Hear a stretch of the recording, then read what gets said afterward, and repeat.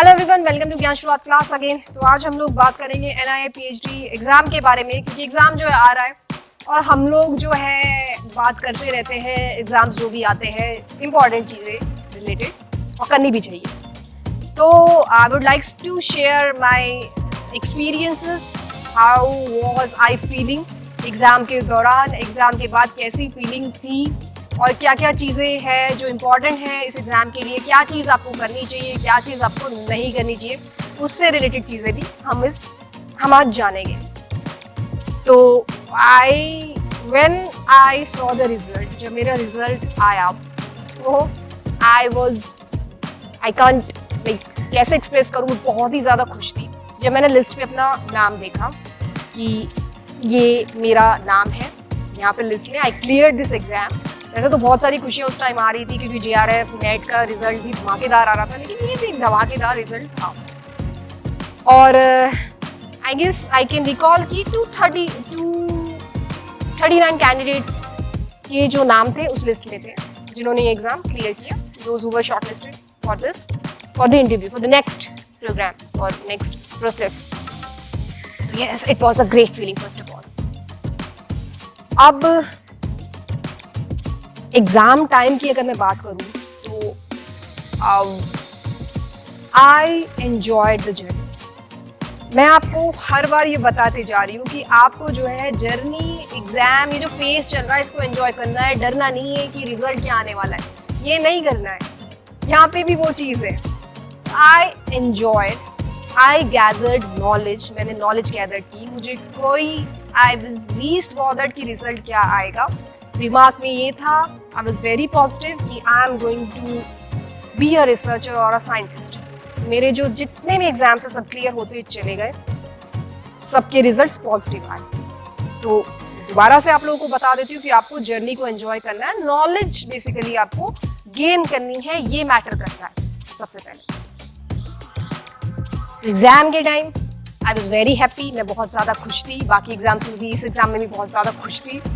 और जब I was knowing कि मैं बहुत बढ़िया देने वाली हूँ एग्जाम, रिजल्ट का नहीं पता आगे, बट मैं अपना बेस्ट दूंगी और खुशी खुशी दूंगी।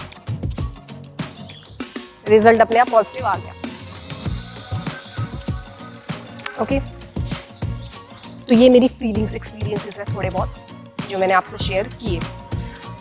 अब एग्जाम की अगर बात करें तो क्या क्या इंपॉर्टेंट टॉपिक्स है, क्या चीज़ आपको करनी है, क्या चीज़ आपको नहीं करनी है। वैसे तो previously I shared many important things, so I would suggest कि आप वो ज़रूर देखिएगा। और आज भी थोड़ा सा बात कर लेते हैं इस बारे में, क्योंकि एग्जाम आने वाला है। देखिए, अगर बात जेआरएफ की है, गेट की है, नेट की है, डीबीटी की है, तो हमको आइडिया लग जाता है कि किस तरीके के क्वेश्चंस जो है वो आने वाले हैं। लेकिन यहाँ पे प्रॉब्लम क्या है, ये जो ऐसे एग्जाम्स है जैसे आईसीएमआर का भी, I guess question paper is not बाहर नहीं निकालते हैं। पीएचडी स्क्रीनिंग के आपको आइडिया नहीं होता कि किस तरीके के क्वेश्चन फ्रेम हो रहे हैं। ऐसे ही एनआईआई का I do not think so कि प्रीवियस ईयर्स के क्वेश्चंस आपके पास हैं या देखने को मिल जाते हैं।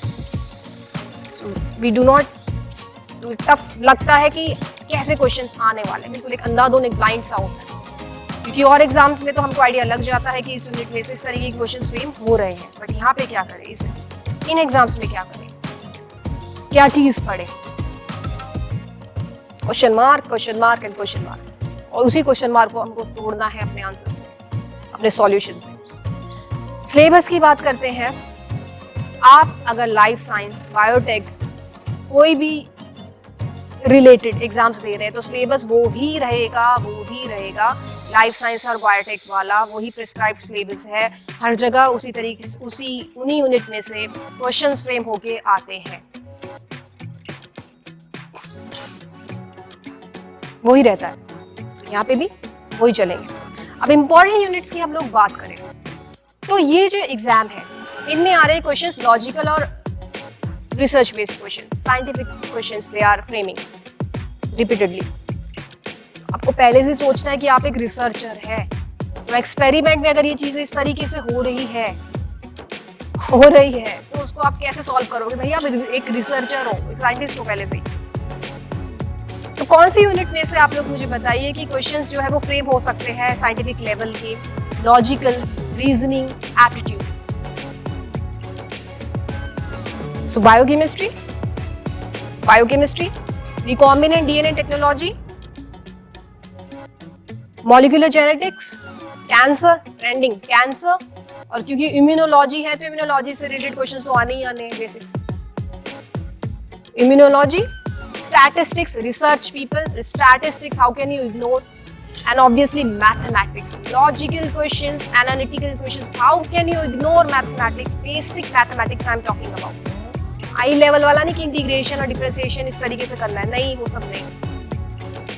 हालांकि for BTech people it would be like advantageous, no matter, but yes basic mathematics और आपका जो भी सब्जेक्ट रहा है वो आपको पता होने चाहिए, एप्टीट्यूड आपको पता होना चाहिए। So I repeat, biochemistry, molecular genetics, cancer, apoptosis, और statistics, or I can say biostatistics, some basic questions from mathematics, recombinant DNA technology, and yes, industrial biotech, GATE, industrial biotechnology, ये कुछ topics, और थोड़ा बहुत physiology और developmental भी आप लोग देख लीजिएगा, बेसिक जो आपको लग रहा है, जो आपको करना चाहिए। एंड वाइल लाइक जैसे ही क्वेश्चंस आएंगे तो क्योंकि लेंथी आने वाले हैं तो स्किप नहीं करना है, डरना नहीं है, चाहे वो गेट हो गया, जेआरएफ हो गया या ये वाला एग्जाम भी हो गया, तो जितना लेंथी क्वेश्चन है एक चीज आप ध्यान रखिए, आपके लिए वो आसान है क्वेश्चंस, कि एक कीवर्ड, एक सेंटेंस, एक लाइन ऐसे निकल के आएगी कि आपको आंसर मिल जाएगा। ये आसान होते हैं क्वेश्चंस, टफ नहीं होते।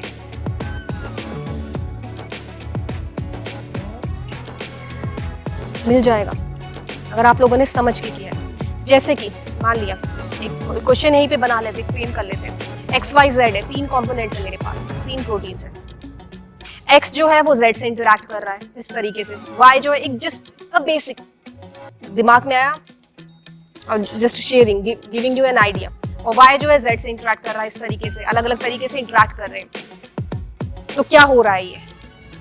तो प्रोटीन इंटरैक्शन, प्रोटीन इंटरैक्शन का नाम सुना है आपने, कर चुके हैं?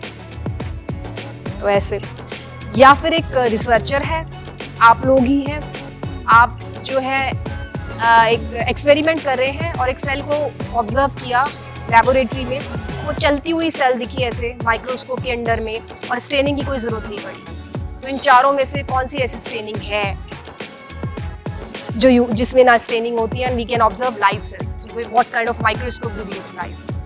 ये एक क्वेश्चन बना ऐसे, बहुत ही बेसिक सा आइडिया दिया मैंने आपको। इसी तरीके से रामचंद्रन प्लॉट में से, तो you have to think in that manner, like पहले भी बताया कि एनालिटिकल स्किल्स को एनहांस कर चुके होंगे आप लोग, करना है।